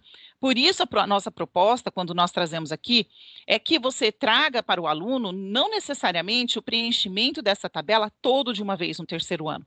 Você faça ela gradualmente, né? Ou você traga ela com alguns campos preenchidos, e aí você fala, olha, a partir destes campos, você consegue preencher as outras? Então, percebam que você vai desafiando o aluno, e com isso ele vai repetindo esses resultados, e ele vai memorizando, por que não, né?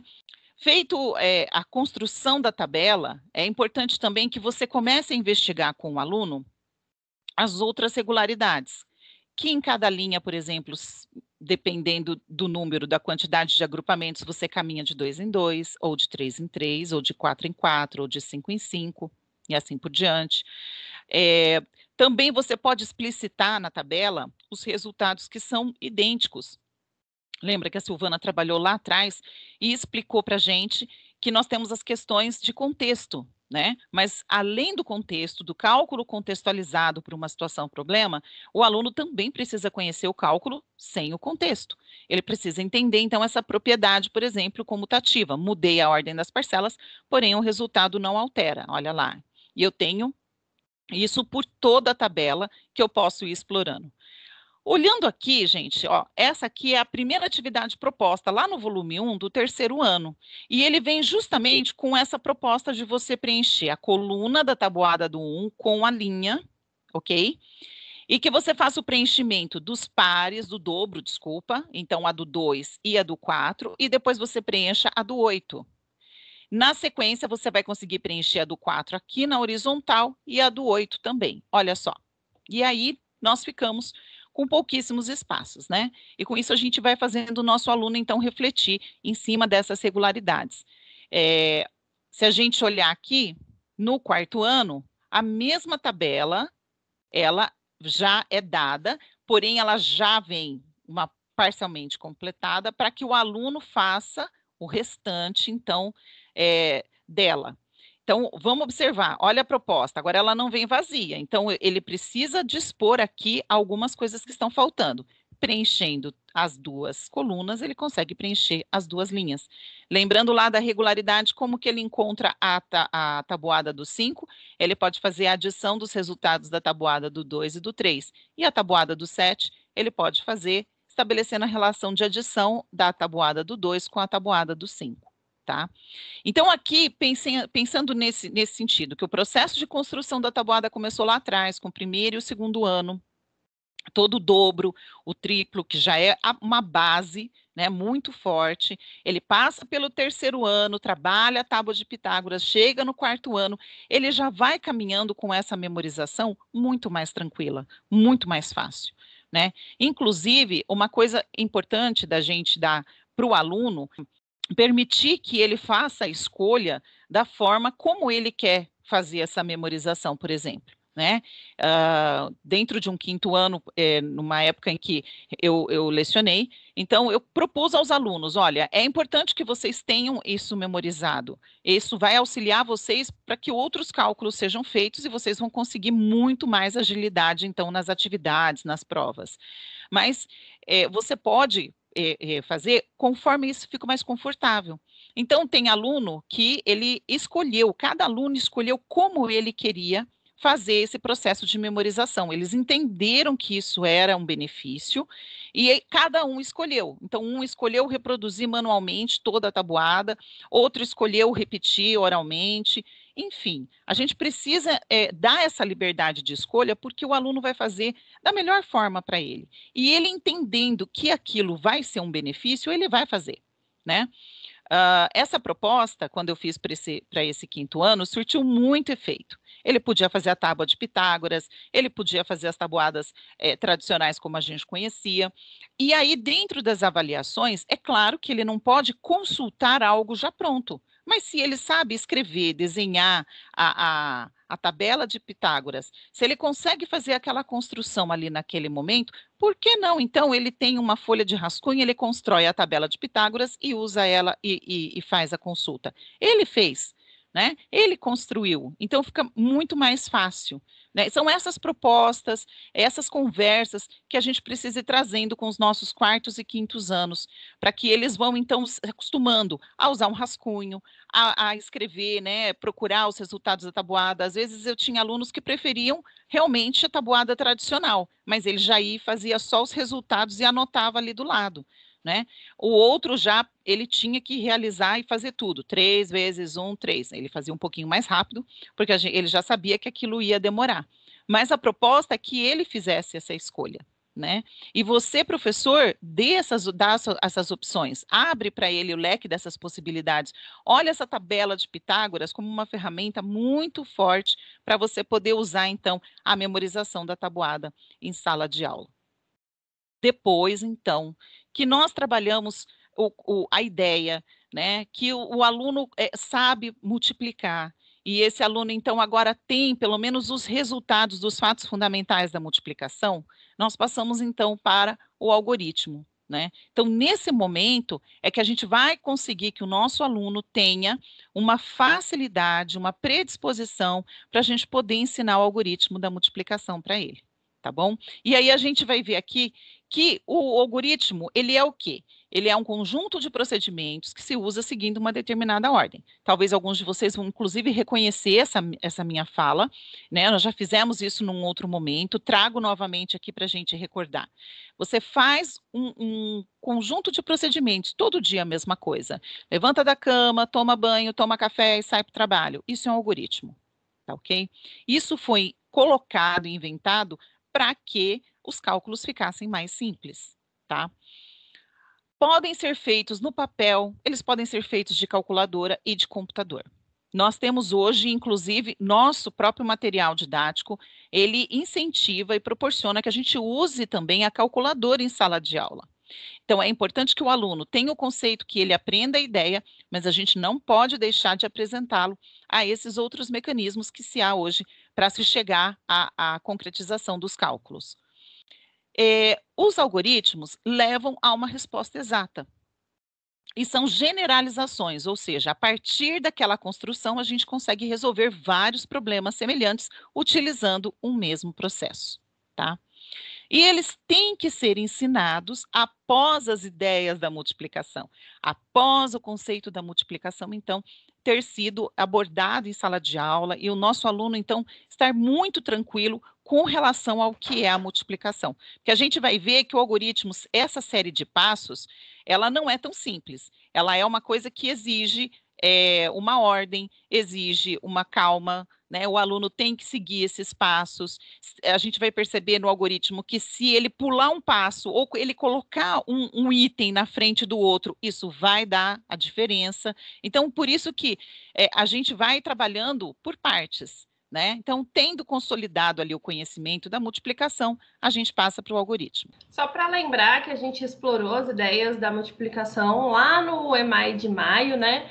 Então, vamos lembrar que no campo multiplicativo nós temos a proporcionalidade, a combinatória, a comparação e a configuração retangular. Então, são essas ideias que precisam circular em sala, nas nossas propostas, para depois a gente explorar aí, propriamente dito, os algoritmos. Mais um ponto para a gente lembrar, por que o algoritmo tradicional ficou tão forte? Porque você vai se recordar que dentro de sala de aula, nosso tempo de aprendizagem, a gente tinha o algoritmo ali antes até de qualquer coisa. Então, o que acontece é assim, o algoritmo, essa sequência de procedimentos, ele se torna mais fácil por quê? Porque ele tem relação com o nosso sistema de numeração decimal. Então, quando você olha para o algoritmo da adição, ele é mais fácil por quê? Porque a gente sabe que juntando as unidades, a gente vai construir dezenas. Juntando as dezenas, a gente vai construir as centenas. Então, tudo isso tem a ver com o nosso sistema posicional e decimal. E isso facilita o processo. Um outro ponto é, assim, a questão do contexto histórico, é uma questão histórica, né? Nós percebemos que a matemática é fruto, né, da questão da praticidade. Ela surgiu porque o homem precisava contar, precisava registrar, e os cálculos surgiram porque o homem começou a ter que fazer cálculos com quantidades maiores, e os algoritmos surgiram, então, para facilitar esses cálculos. E também temos a questão social, que ela acaba embutida em que fazer contas é primordial e que fazer contas rápido é importante, e também é uma desconstrução que a gente precisa trabalhar, né? Que aí as pessoas, inclusive, acabam identificando matemática, o ser inteligente ou saber matemática, com alguém que faz cálculos rápidos, e isso não necessariamente. Mas esses são alguns fatores porque o algoritmo acabou ficando tão forte. E nesse momento, né, nós estamos trazendo como proposta de educação matemática a gente olhar para o algoritmo como mais uma ferramenta, né, e não o fator principal da aprendizagem do aluno, como a Silvana falou. Ele está aqui para auxiliar. Então, vamos olhar para a atividade 21.1, que se encontra lá do EMAI do quarto ano, que é o primeiro momento onde aparece, então, a sistematização, o caminho para o algoritmo, né, tradicional da multiplicação. A situação problema é a seguinte: as gêmeas Ana e Patrícia querem comprar um presente para a mãe que faz aniversário. Elas viram na loja que poderiam comprar em 3 parcelas de R$ 123 ou em 6 parcelas de R$ 65. Para calcular o gasto total, cada uma usou um procedimento. Então, a Ana, ela faz este procedimento. Ela pega a quantia que ela precisa multiplicar, né? Neste caso, as duas quantias, e ela realiza um cálculo que é muito aproximado do cálculo da decomposição, mas ela faz uso das ordens aqui, das ordens numéricas. Então, quando ela multiplica o 3, ela já sabe que o 9 vai ficar aqui na unidade. Ela multiplica 3 vezes 2, mas ela já sabe que ela não está multiplicando o 2, ela está multiplicando o 20, então isso é igual a 60. E quando ela multiplica o 1, não é necessariamente só o 3, ela está multiplicando uma centena. Então, ela fica com 300 e ela realiza a soma. A mesma coisa ela faz, então, no outro cálculo, quando ela realiza a multiplicação do 5, 6 vezes 5 é 30, e o 6 vezes 60 é igual a 360, e ela realiza, então, a soma. Sua irmã, a Patrícia, ela tem uma outra estratégia, que para ela foi a estratégia que gerou uma maior comodidade ali, e ela conseguiu resolver, trazer a solução da situação problema. Ela fez também a decomposição, mas ela, nesse momento, não guardou a questão da ordem, das ordens numéricas, mas ela decompôs ali através da adição. E ela fez a multiplicação pensando justamente, então, em cada espaço aqui, e depois ela terminou realizando a adição dos 3, da estrutura que ela montou aqui, dos 3 itens que ela encontrou, resultando no mesmo resultado que a irmã chegou. E a mesma coisa também ela fez com o outro cálculo. Então, percebam que há semelhanças, mas são estratégias diferentes e que cada criança pode escolher a sua estratégia de modo a facilitar para que ela faça, então, a resolução do cálculo. A ideia do algoritmo é que a gente permita que o aluno, antes de chegar no algoritmo convencional, como nós vamos ver, ele passe por este algoritmo de uma forma flexível e que ele consiga levar com ele, principalmente, essa compreensão da unidade, da dezena, da centena, porque o algoritmo tradicional é exatamente isso que ele vai trabalhar. Ele vai deixar subentendido vários processos que estão exemplificados aqui, como, por exemplo, quando você realiza a multiplicação do 20, quando você realiza a multiplicação do 100, né? E a gente sabe que tudo isso fica subentendido no algoritmo tradicional. Passando agora, então, para o algoritmo tradicional, a gente observa aqui no cálculo que vários daqueles processos da decomposição ficam, então, guardados, eles estão embutidos aqui neste algoritmo, né? Nós não conseguimos, nós não temos a explicitação, por exemplo, do 30, que é o 6 vezes 5, não temos a explicitação do 360, né? Mas esse algoritmo aqui, ele já fez uma economia de tempo, de percurso, para que o aluno pudesse, então, avançar, tá? Então, percebam aqui, ó, só para a gente observar a questão, então, do que fica subentendido, olha lá, o 30, por exemplo, que está aqui, ele vira esse 3 que está aqui, essa reserva, e que depois ela tem que ser somada logo após a multiplicação do 6 vezes 6, para compor, então, o resultado, tá bom? Se nós formos olhar, nós temos algoritmos tradicionais na multiplicação por 2 números, na multiplicação por 3 números, mas a ideia aqui é a gente entender que o algoritmo ele é procedimental, ele é um procedimento. E aí essas etapas, elas precisam ser feitas com cuidado, porque tudo aquilo que fica subentendido, se eu esquecer ou se eu inverter a ordem, ele altera o resultado. Então vamos pensar aqui, ó. Um pouquinho mais aqui na frente. Nós vamos olhar alguns erros comuns no algoritmo da multiplicação. Esses não são todos os erros, entendam. Foram alguns que nós selecionamos para discutir aqui com vocês. O aluno fez 26 vezes 3 e ele deu 98. Então, aqui eu coloquei do lado para a gente, acabei soltando antes aqui, mas como se fosse um algoritmo para nós, professores, conseguirmos olhar para esse cálculo e pensar na melhor maneira de ajudar esse aluno. Então, como foi que esse aluno pensou? Eu tenho um cálculo, chegou numa avaliação, numa prova, numa atividade, um exercício, esse aluno entregou essa atividade para mim. Eu tento refazer o caminho que esse aluno fez. Como ele pensou? Tá? 3 vezes 6, 18. Então, o 8 está aqui. Só que ele não tinha colocado, e eu copiei da maneira como o aluno fez, ele não colocou aqui a dezena. E aí, eu sei que 3 vezes 2 seria 60, ou eu colocaria aqui o 6. E teria que ter ido 1, então mais 1 seria 7. Por que ele colocou 9? E aí a gente vai pensando, vai analisando, a gente percebe que sim, ele acabou utilizando o 1, só que ele fez a soma do 1 antes de multiplicar. E aí isso alterou o resultado. Então, vamos pensar, por que ele cometeu esse erro? Então, provavelmente, ele seguiu a regra de somar a reserva. E nós sabemos que muitas vezes na sala de aula, quando a gente traz o algoritmo, a gente frisa bastante. Olha, não esqueça de somar, né, a reserva que está ali na centena, na dezena, para compor. O que nós precisamos tomar cuidado sempre é explicar que a soma vem antes, a multiplicação vem antes da soma, tá bom? Porque isso altera o resultado. Nós temos que nos perguntar, quando nós olhamos uma atividade assim, o que esse aluno sabe e o que ele não sabe, tá? A gente precisa fazer uma leitura positiva. Ele sabe multiplicar, ou seja, ele entende o mecanismo da multiplicação, ele sabe que não pode utilizar 2 algarismos na casa da unidade, que é um dos erros que acaba acontecendo quando os alunos acabam não levando aqui para casa da dezena, ele não transporta essa dezena, ele coloca os 2 juntos aqui no mesmo local. Só que ele não sabe a ordem de resolução do algoritmo. Então, qual é a possibilidade de intervenção? Eu preciso ir para a lousa, eu preciso ir para o caderno com esse aluno, eu preciso começar com 0 da multiplicação? Eu preciso começar lá do 1 vezes 1 com ele? Não. Eu preciso entrar com esse aluno justamente onde eu preciso trabalhar com ele, tá? Volto na decomposição, eu mostro para ele que esse 1 aqui, olha só esse 1 aqui. Esse 1, ele vai compor a dezena, tá certo? E depois, então, eu vou ter essa somatória, o 60 mais o 18. Então, eu vou levando o meu aluno, instruindo ele a perceber onde ele errou no caminho, para que ele também consiga, nas próximas oportunidades, fazer ele mesmo, ir treinando ele mesmo, fazer uma avaliação. O que ele pode ter errado?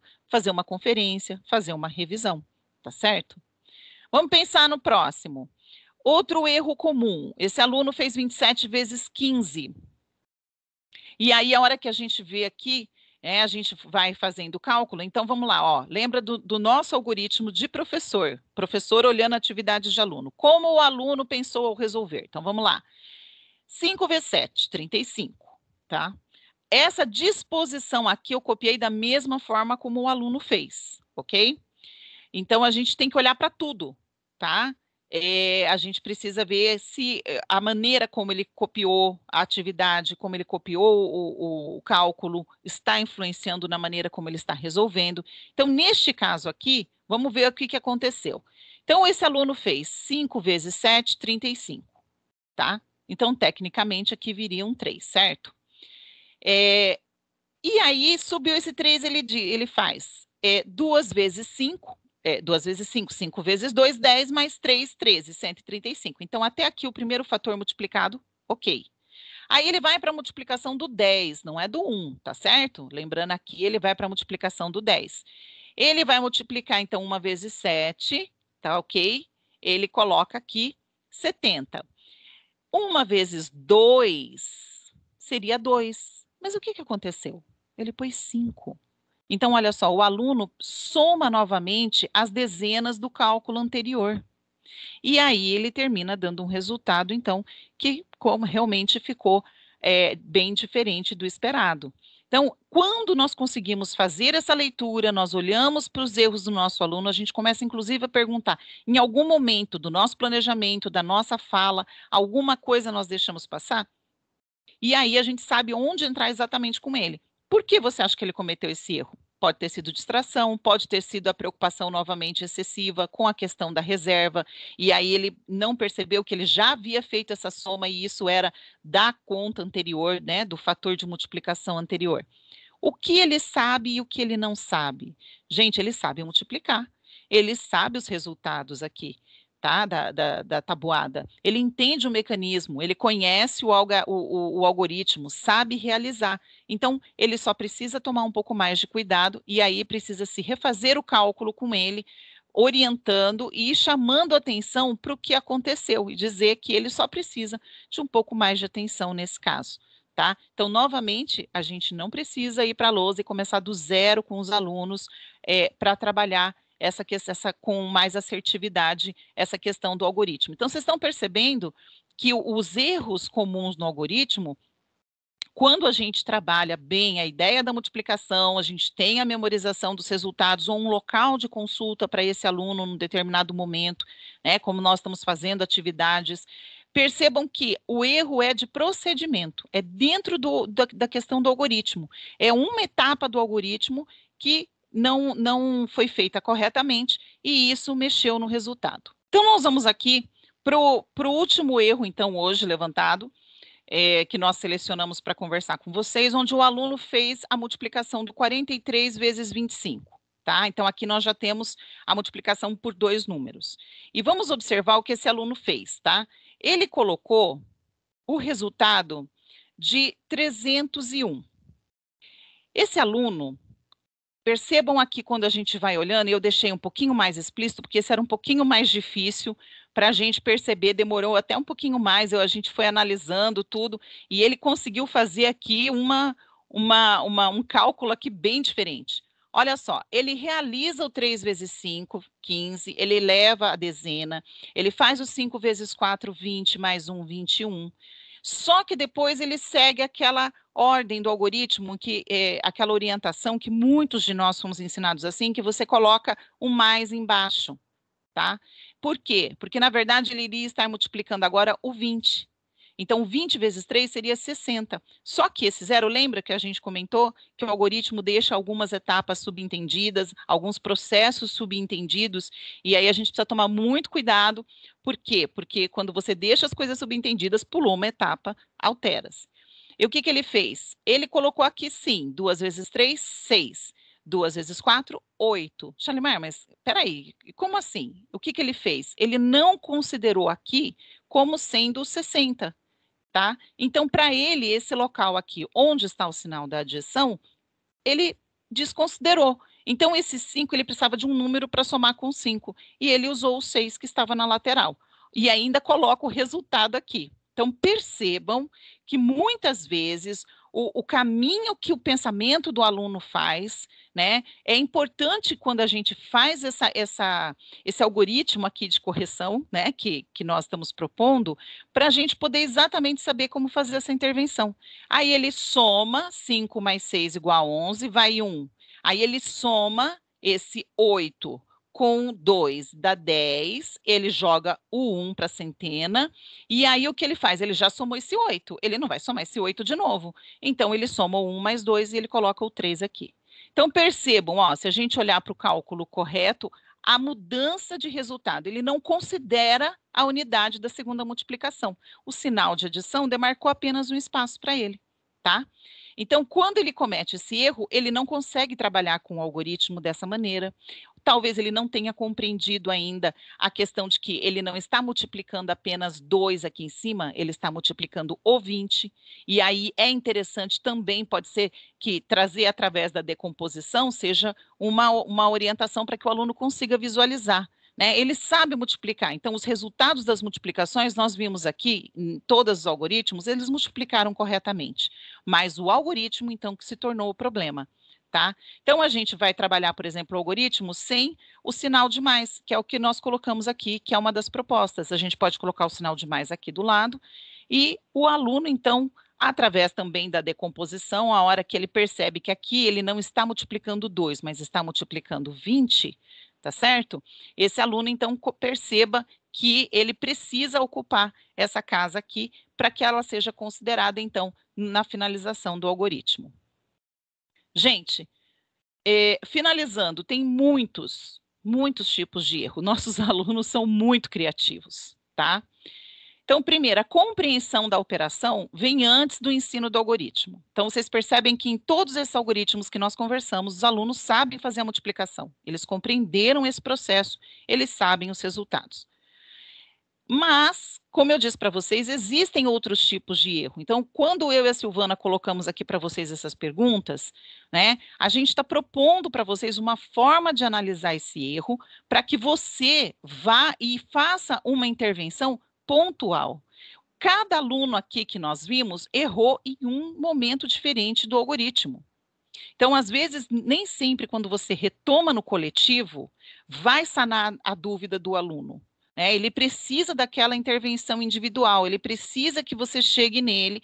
E outra, um trabalho para a autonomia do aluno. Eu sempre dizia dentro da sala do 5º ano, que o aluno precisava verificar qual era o tipo de erro no começo que ele tinha cometido. Então, nós fazíamos as correções e eu listava para eles os erros possíveis que poderia ser cometido, e eu pedia que eles olhassem quem errou. Claro, sempre dentro ali de um processo de que a sala de aula é feita naquele momento para errar. Então, eles tinham confiança para se expor, e aí eu perguntava, né, olhe para a sua atividade, o seu exercício, né, o seu algoritmo, você errou no quê? E aí cada aluno ia olhando, então ele olhava para a lousa, olha, professora, eu errei no momento em que eu não coloquei a reserva no local certo. Aí o outro dizia, olha, eu errei porque eu não armei o algoritmo de forma correta e isso prejudicou, então, no meu resultado. Então, cada aluno ia conseguindo avaliar o seu próprio material, a sua própria produção. Gente, isso é um processo. Isso não é uma coisa que a gente consegue de um dia para o outro. Isso foi um ano de trabalho, porque aí você pede para o aluno, por exemplo, terminou uma avaliação, ele está fazendo uma prova, você fala, revisa. E muitas vezes esse termo fica vago para ele. O que é revisar? E aí, quando nós olhamos para a atividade, ensinamos que o aluno, ele mesmo pode olhar, ele recalcula, ele refaz, e ali ele pode checar esse resultado, se funciona ou não, se deu certo ou não, ele vai ganhando essa autonomia, que é o que ele vai levar para os anos finais e ensino médio, tá? Mas somos nós que começamos essa construção, tá certo? Então, olhar para isso, olhar para essa intervenção pontual. O algoritmo precisa ser ensinado. O aluno deve usar aquele que ele se sente mais confortável. Pensando na multiplicação, existem outros algoritmos, tá? E aí a ideia é, se o aluno consegue trabalhar, como nós vimos o exemplo da Ana e da Patrícia, que as duas trabalharam com decomposição, mas cada uma da sua maneira, cada uma fez da forma que ficou mais tranquilo para ela. tá certo? E assim, muitas vezes o aluno vai observar que o uso do algoritmo, ele acelera a produção, ele faz com que ele tenha mais tempo para pensar em outras coisas. Os alunos falavam para mim, mas professor, eu estou vendo que você faz mais rápido dessa maneira, eu também quero aprender assim. Ok, então era o algoritmo tradicional, e se ele dava conta, beleza. Não deu conta? Não é por isso. São situações diferentes e você pode conseguir dessa forma, tá? E por último, como eu já tinha falado, o próprio aluno então deve ser incentivado a localizar os seus erros e também estudar em cima deles. Mas, em primeiro lugar, nós professores, para a gente poder apontar e poder fazer essas intervenções. Bom, pessoal, então, esse momento de estudo, a gente chama a atenção de todos para a necessidade de entender o ponto de partida do trabalho com o algoritmo. A gente traz aqui também a questão para vocês de que o que seu aluno sabe em relação ao trabalho com o algoritmo até então, né? O meu aluno do terceiro ano não consegue fazer as discussões que são propostas na atividade do primeiro e do segundo. Então, retoma o material do primeiro ano, que está trabalhando com um dobro e com um triplo. Retoma o material do terceiro ano, que está trabalhando com um dobro e com um triplo. E oferece essas atividades para os seus alunos do terceiro. Essa necessidade eu observo no quarto. Usa o material, retoma no quarto. Se for necessário, retome no quinto também. A gente traz para vocês a crescente, mostrando aqui como o trabalho se coloca no segmento, exatamente para que vocês tenham essa condição de identificar, olha, foi discutido no primeiro ano, mas eu acho que eu posso trazer a discussão aqui para retomar com o terceiro, com o quarto, com o quinto. Realize, tá? Façam uso do material para esse momento de recuperação ou de retomada da discussão. A tábua de Pitágoras, como vocês perceberam, é um trabalho já colocado aí para os 3 anos. A Charla explorou aqui várias regularidades. O seu quinto ano não está trabalhando bem com a tabuada? Retoma a tábua de Pitágoras, olha a atividade lá no material do terceiro ano, os encaminhamentos no livro do professor e traz isso para a sua sala. Vai contribuir muito para o avanço dos seus alunos. Eu vou me despedir aqui, antes de passar a palavra para a Charlie. Meu muito obrigada. Espero a interação de vocês lá no link, para que a gente ouça a opinião de vocês. Então, meu muito obrigada e até a próxima. Gente, foi muito bom falar aqui com vocês, né? E a gente poder fazer essa discussão. Se necessário também, leve o material concreto para o terceiro, leve o material concreto para o quarto. Nós sabemos dessas nuances, essas estratégias que nós teremos que usar diferenciado por conta desses 2 anos que nós tivemos. Mas com certeza os seus alunos só terão a ganhar. Então, muito obrigada e até o próximo encontro.